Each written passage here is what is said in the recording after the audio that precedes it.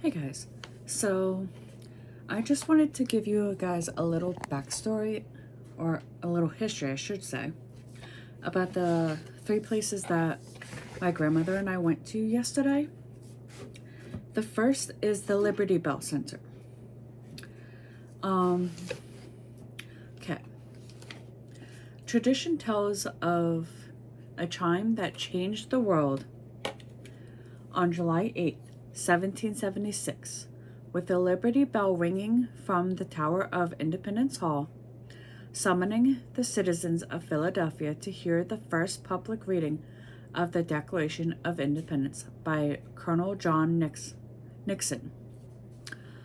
The Pennsylvania Assembly ordered the bell in 1951 to commemorate the 50-year anniversary of William Penn's 1701 Charter of Privileges, Pennsylvania's original constitution.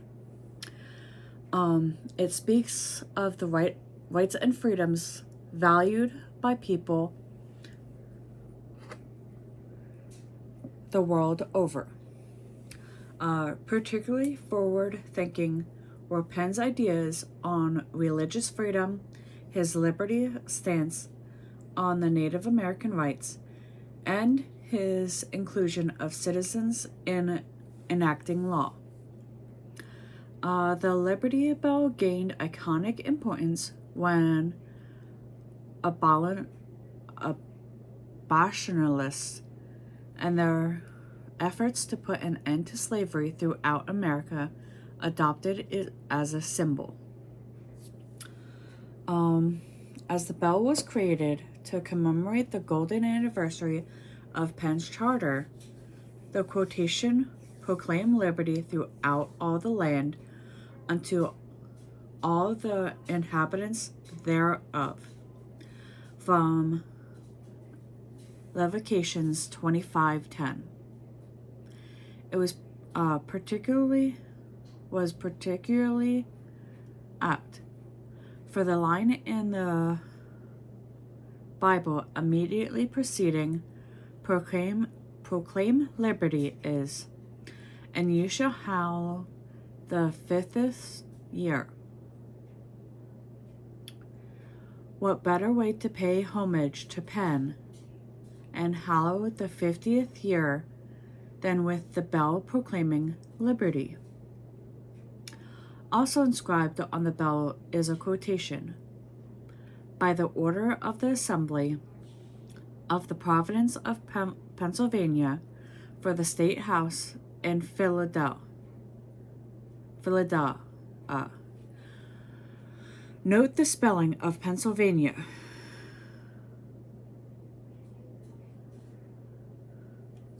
Which is actually not spelled correctly.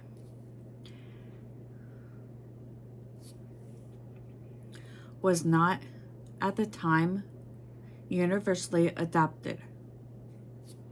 Or no, it's spelled the way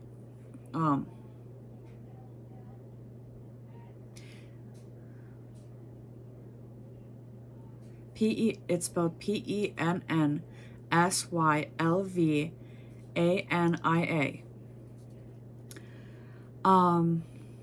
In fact, the original Constitution, the name of the state is also spelled PENSYLVANIA. If you get a chance to visit the second floor of Independence Hall in Philadelphia, take a moment to look at the original maps on the wall. They too have the state name spelled PENSYLVANIA.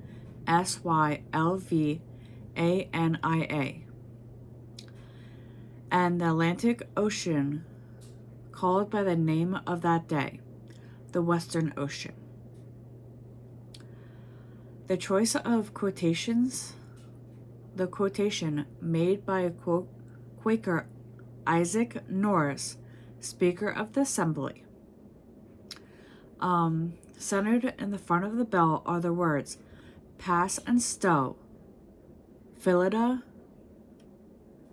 MDCC L the Third. We'll get to Passing Stowe in a bit.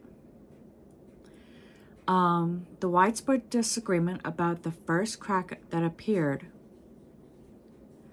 on the bell. There's a widespread disagreement as to how the first crack appeared on the bell. However, it's agreed that the final expansion of the crack, which rendered the bell unringable, was on Washington's birthday in 1846.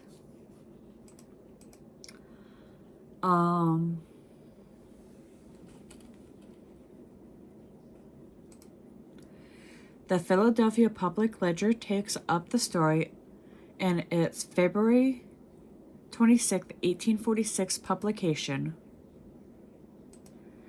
where it says, "The old Independence Bell rang its last clear note on Monday, last in honor of the birthday of Washington, and now hangs in the great city steeple, irreparably cracked and dumb. It has been cracked before, but was set in order of that day by hanging the edge of the fracture filed so it would not vibrate against each other. It gave out clear notes and loud, and appeared to be in excellent condition until noon, when it reached or received a short sort of compound fracture in a zigzag direction through one of its sides, which put it completely out of time and left it a mere wreck of what it was. The bell achieved its iconic status when abolitionists adopted it as a symbol for the movement. It was first used to associate in this association as a frontispiece to an 1837 edition of Liberty, published by the New York Anti-Slavery Society. In fact, the abolitionist who gave the abolitionist who gave it the name Liberty Bell in reference to its inscription was previously called the State House Bell. In retrospect, it is remarkable apt metaphor for a country literally cracked and freedom fissured for its black inhabitants. The line followed Proclamation Liberty is, "It shall be a jubilee unto you, and ye shall return every man unto his possessions, and ye shall return every man unto his family." The abolitionists understood the passage to mean that the Bible demanded all slaves and prisoners be freed every 50 years. William Lloyd Garrison's anti-slavery proclamation, the Liberator, reprinted a Boston abolitionist pamphlet containing a poem about the bell entitled "The Liberty Bell," which represents the first documented use of the name Liberty Bell. In 1847, George Lippard wrote a fictional story for the Saturday Courier, which told of an elderly bellman waiting in the State House steeple for the word that Congress had declared independence. The story continues that privately he'd begun to doubt Congress's resolve. Suddenly, the bellman's grandson, who was eavesdropping at the doors of Congress, yelled to him, "Ring, grandfather, ring." This story is so captured the imagination of people throughout the land that the Liberty Bell was forever associated with the Declaration of Independence. The truth is that the steeple was in bad condition, and historians today highly doubt that the bell actually rang in 1776. However, its association with the Declaration of Independence was fixed in the collective mythology. After the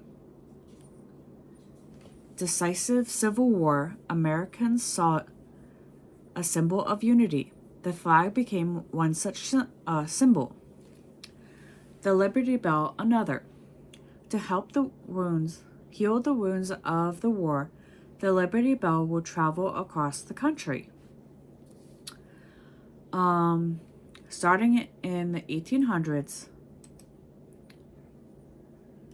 the bell traveled to cities throughout the land, proclaiming liberty and inspiring the cause of freedom. We have prepared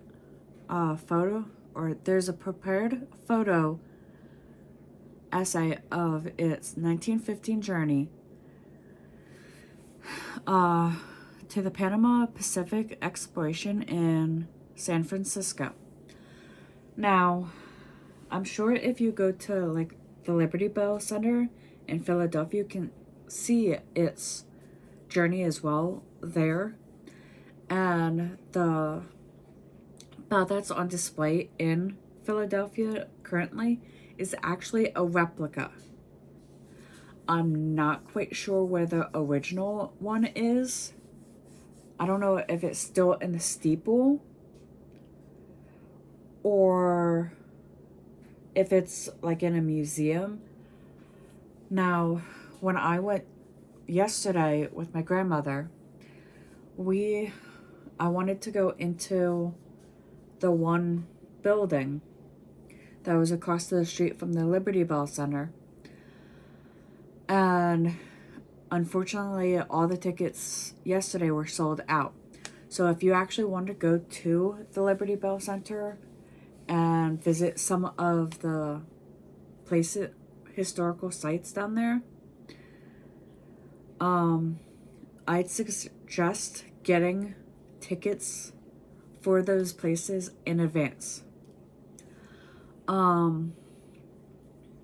Like I said, a replica of the Liberty Bell, forged in 1915, was used to promote women's suffrage. It traveled the country with its clapper chained to its side, silent until women won the right to vote. On September 25th, 1920, it was brought to Independence Hall and rung in ceremony celebrating the ratification of the 19th Amendment. To this day, oppressed groups come to Philadelphia to give their voice to their plight at the Liberty Bell, proclaiming their call for liberty. On November 1st, 1751, a letter was sent to Robert Charles, the colonial agent of the province of Pennsylvania, who was working in London, signed by Isaac Norris, Thomas Leach, and Edward Warner. It represented the desires of the Assembly to purchase a bell for the State House, which is now Independence Hall steeple.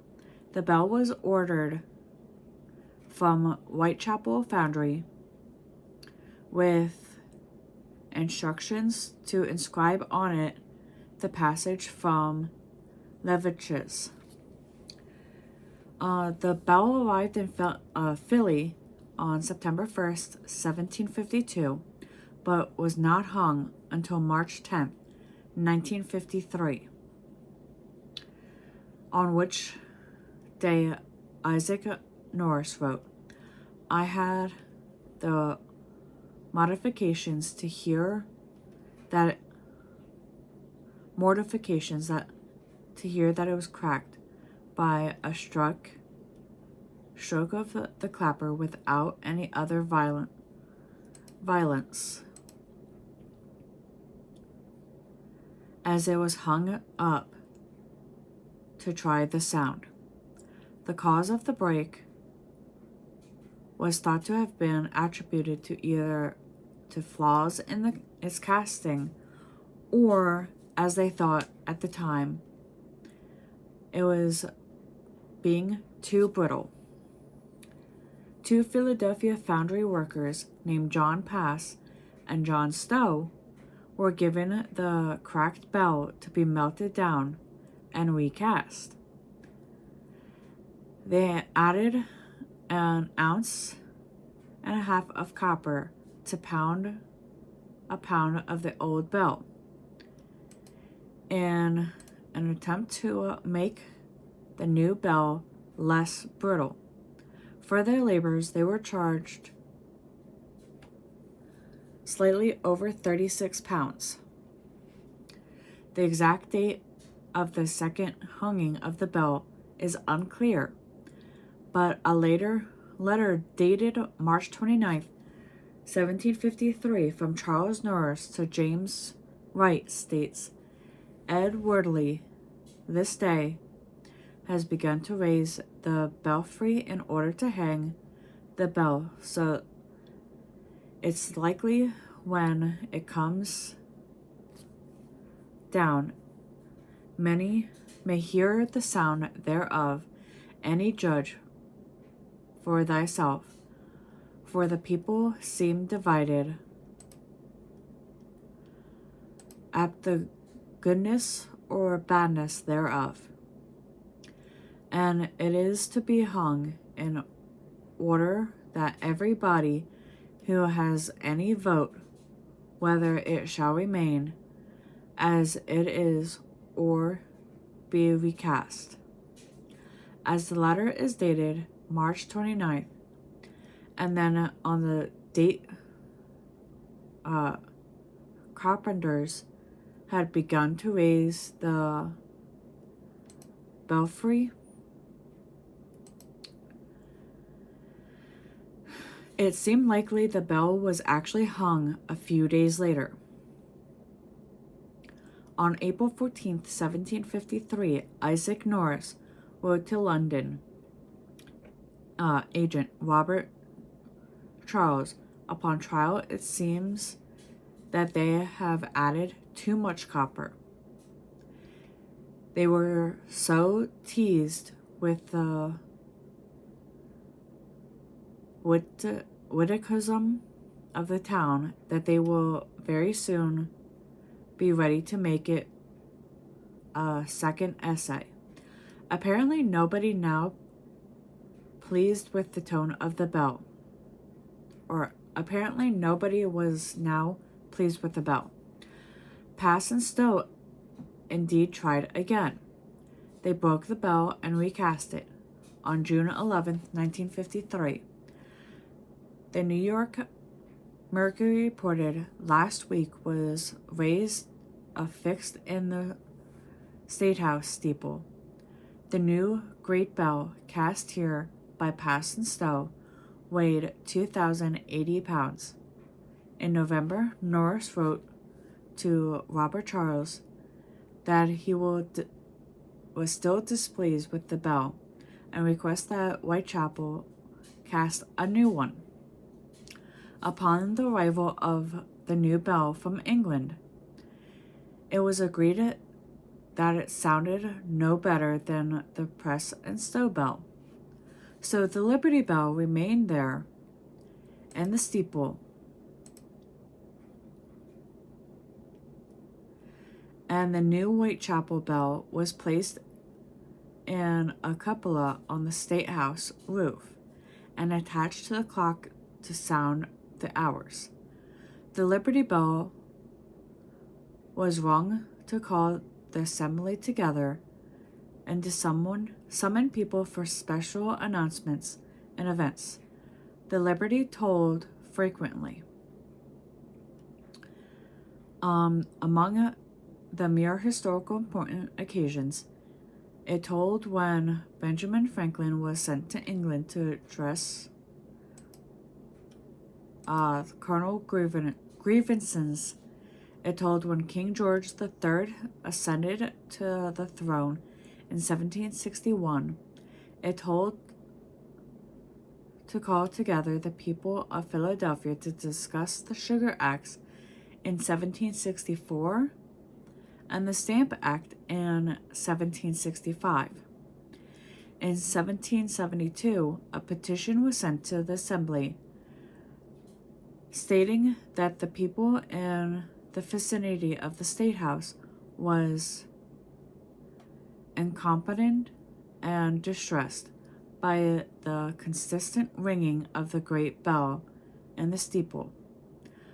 But tradition holds it continued tolling for the First Continental Congress in 1774, the Battle of Lexington and Concord in 1775, and most resound tolling was on July 8, 1776, when it summoned the citizens for the reading of the Declaration of Independence, produced by the Second Constitutional Congress. However, the steeple was in bad condition, and historians today doubt the likelihood of the story. In October 1776 or 77, the British occupied Philadelphia. Weeks earlier, all bells, including the Liberty Bell, were removed from the city. It was well understood that if left, they would likely be melted down and used for cannon. The Liberty Bell was removed from the city and hidden in the floorboards of the Zion Reformed Church in Allentown, Pennsylvania, which you still can visit go and visit today. Throughout the period from 1790 to 1800, when Philadelphia was the nation's capital, used the bell, including calling the state legislature into session, summoning voters to hand in their ballots at the State House window, and tolling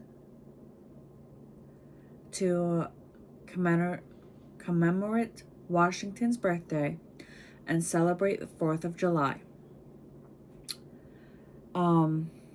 So yesterday, one of the people, my grandmother and I were walking from either we were heading back to the car or going to the American Revolution, the Museum of American Revolution.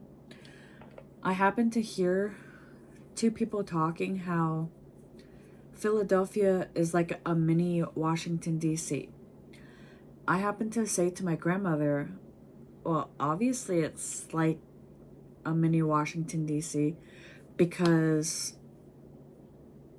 Philadelphia originally, back when the U.S. was the 13 colonies, Philly was what they would consider the center of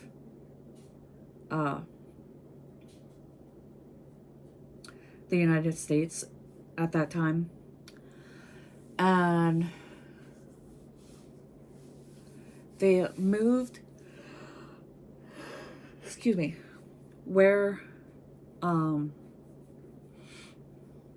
the country's capital, from Philadelphia to where it's at currently, because at that time, even still today, you can actually surround Philadelphia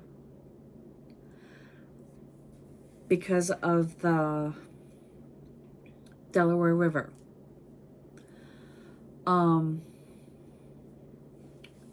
And they actually did not want to surrender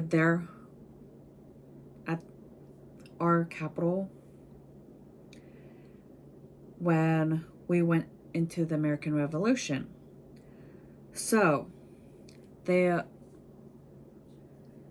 they still had Philadelphia as, I don't remember if at that time Philadelphia was not only Pennsylvania's capital, but also the capital of the United States, or if Pennsylvania didn't have a capital at the time. Or no, it was Philadelphia was not the capital at the time. I don't remember if Harrisburg was the capital. I'm gonna have to look that up.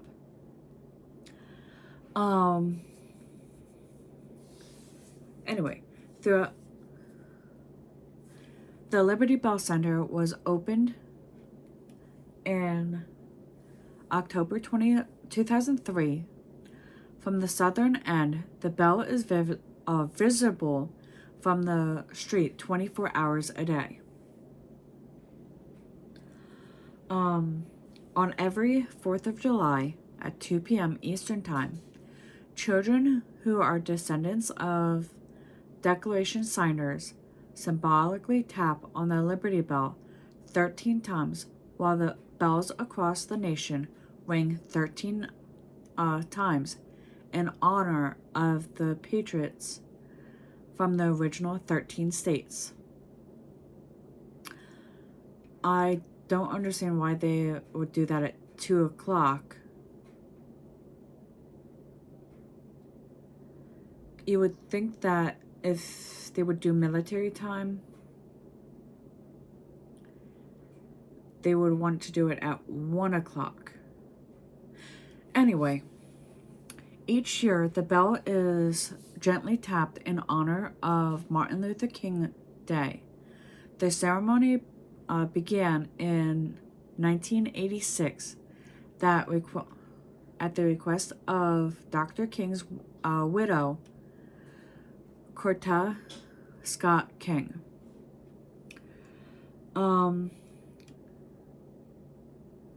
We also went to the Museum of American Revolution.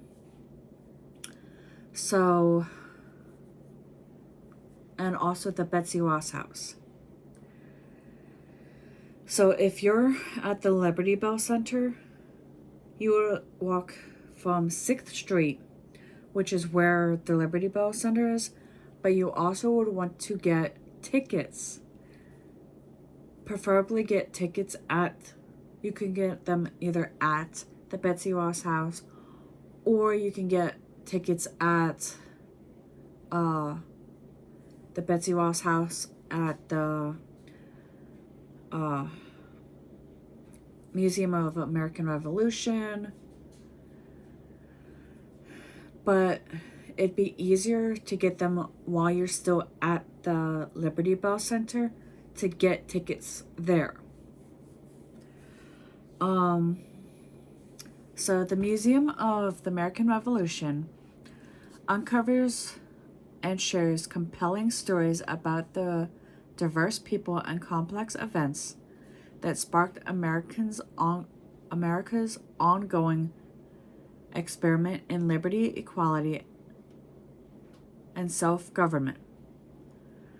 Through the museum's unmatched collection, immersive galleries, powerful theater experiences, and interactive elements, visitors gain a deeper appreciation for how this nation came to be, and feel inspired to consider their role in ensuring that the promise of the American Revolution endures. Now, it says that it's located steps away from Independence Hall. That's true.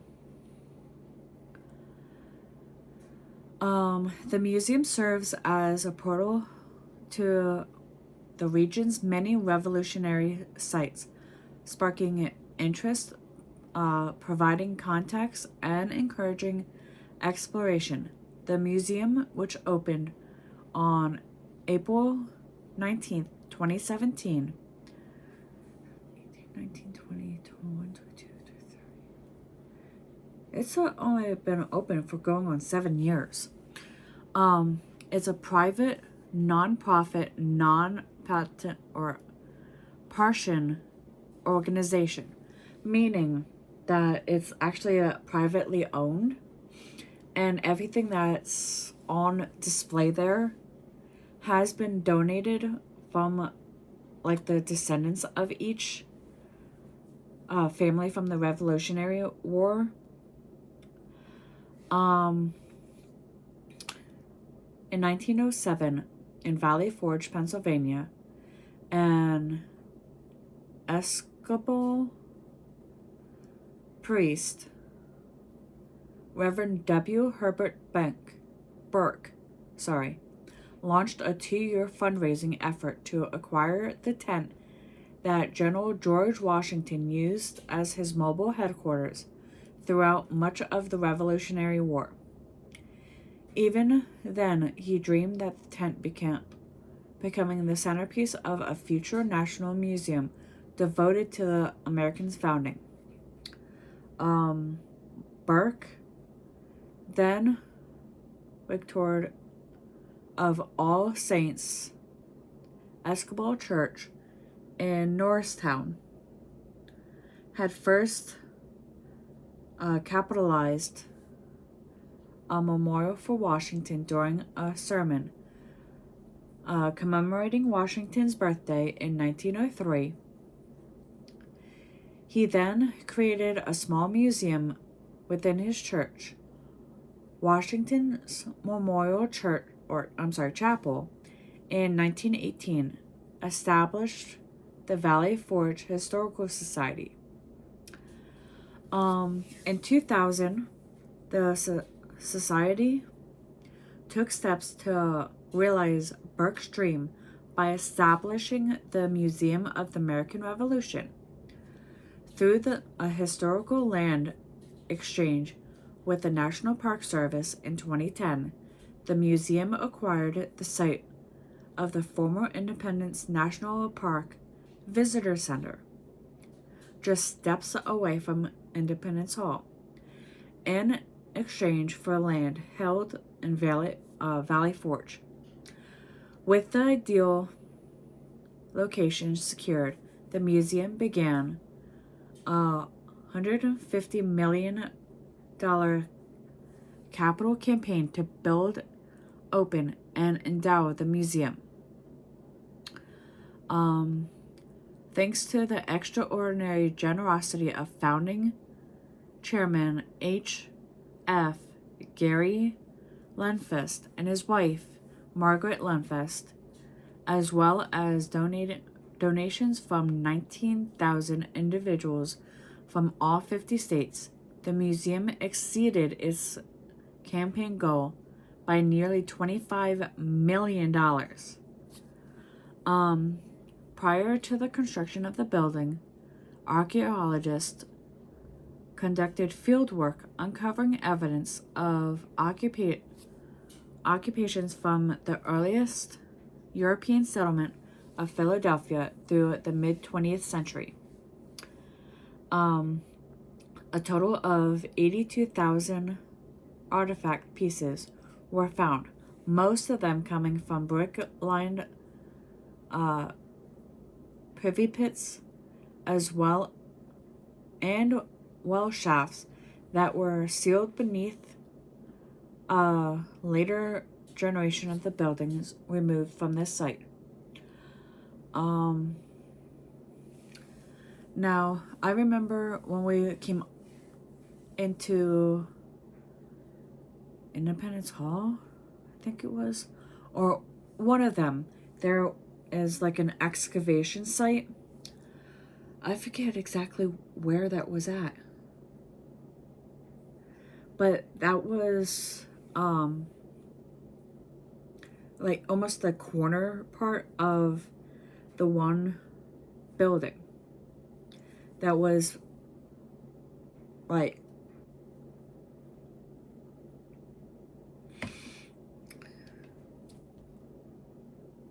from like the colonial time periods. I had a brain fart. Anyway, on April 19th, 2017, the 242nd anniversary of the shot heard around the world that ignited the Revolutionary War, the Museum of the American Revolution officially opened to the public in the heart of the historic Philadelphia. The new landmark, which has already welcomed more than 1 million visitors, provides a permanent home for the museum's rich collection of Revolutionary-era weapons, personal items, letters, diaries, and works of art. Immersive galleries, theater experiences, life-size tableau scenes, and recreated historical event or environments, bringing to life the events, people, and ideas of our countries or our nation's founding, and engage people in the history and continuing relevance of the American Revolution. Now, the one I had asked the one tour guide that was there to explain about the piece that was there, and she had said that there were two people that were in red. They were, I want to say, the city folk, and then there were two people that were in white, and they were the mountain folk. Well, President George Washington, at that time he was General George Washington, was trying to gather people up for the war efforts. And he actually came in the nick of time, because they had gotten into, the city folk and the mountain folk had gotten into a fist fight. Now, there was also one that was a replica of an African American, and he was dressed as a sailor. And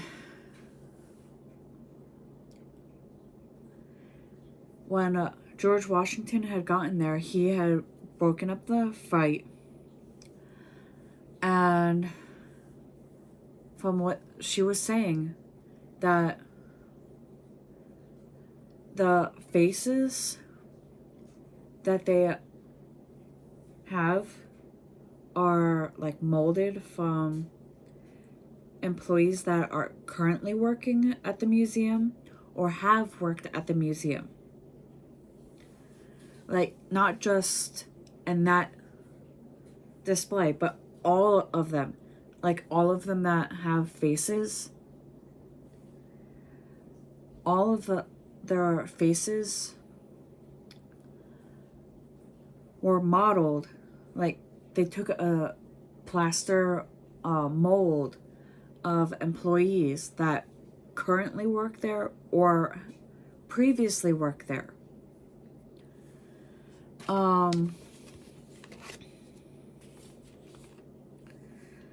And the final spot was the Betsy Ross House. Now, the Betsy Ross House, from what my grandmother and I have read, the Betsy Ross never owned her own home. She actually, her and I forget which of her husbands, lived in a spare bedroom and paid rent.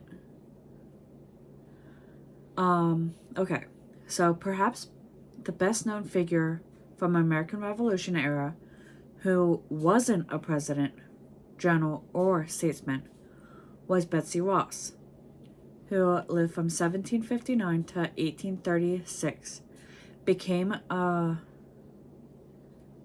patriotic icon in the late 19th century when stories surfaced that she had sewn the first Stars and Stripes, the U.S. flag in 1976.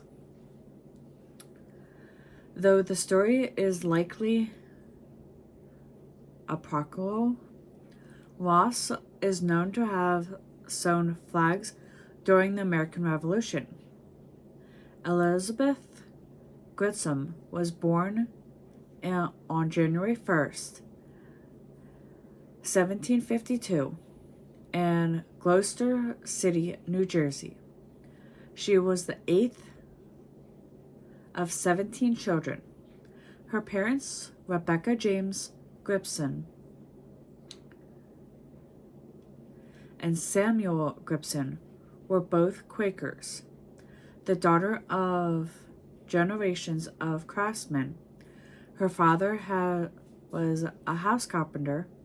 Young Betsy attended a Quaker school and was then apprenticed to William Webster, an upholsterer. In Webster's workshop, she learned to sew mattresses, chair covers, and window blinds. Did you know? In 1871, pamphlet enthusiastical not only credited Betsy for designing the first U.S. flag, but for coming up with the name United States of America. When writing a hymn that was the basis for the French anthem, La Marseillaise, there's no evidence to support either of those claims. In 1773, at the age of 21, Betsy crossed the river to New Jersey to elope with John Ross. Excuse me. A fellow apprentice of Webster's and the son of an Episcopal realtor, a double act of defiance that got her expelled from the Quaker Church. The Rosses started their own upholstery shop, and John joined the militia. He died after barely 2 years of marriage. Though family legend would attribute John's death to gunpowder explosion, illness is a more likely culprit. In the summer of 1776, or possibly 1777, Betsy Ross, newly widowed, is said to have received a visit from General George Washington regarding a design for a flag for the new nation. Washington and the Colonial Congress had come up with the basic layout, but according to legend, Betsy allegedly finalized the design, arguing for stars with 5 points. Washington had suggested 6, because the cloth would be folded and cut out with a single snip. The tale of Washington's visit to Ross was first made public in 1870, nearly a century later.